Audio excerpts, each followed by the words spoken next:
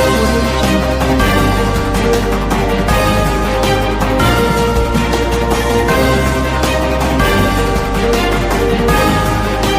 Audio Jungle.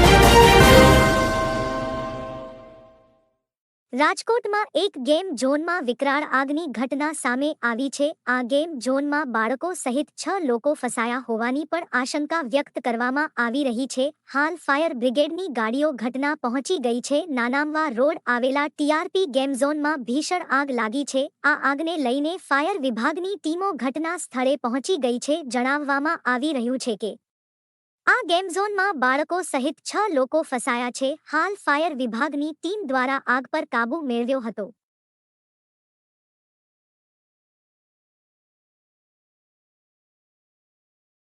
Audio